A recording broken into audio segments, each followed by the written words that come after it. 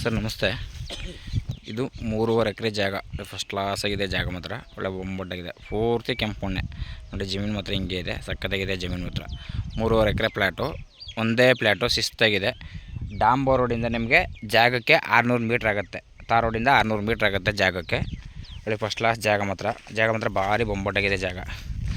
ಇವರು ಎಕರೆಗೆ 18 ಲಕ್ಷ ಹೇಳ್ತಾರೆ. ಒಂದು ಎಕರೆಗೆ 18 ಲಕ್ಷ ಹೇಳ್ತಾರೆ. ಒಂಚೂರು ನೆಗೆಸಬಲ್ ಆಗುತ್ತೆ ಕುಂದ್ಕೊಂಡ್ರೆ.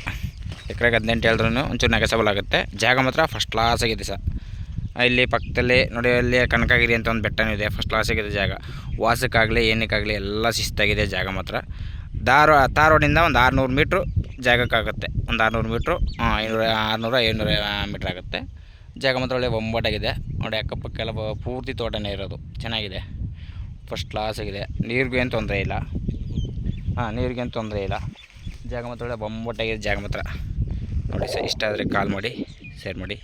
Okay sir. ಮೈಸೂರಿಂದ 52 ಕಿಲೋಮೀಟ್ರ್ ಆಗುತ್ತೆ. ಮೈಸೂರಿಂದ 52 ಕಿಲೋಮೀಟ್ರ್ ಆಗುತ್ತೆ. ಚಾಮರಾಜನಗರ 20 ಆಗುತ್ತೆ.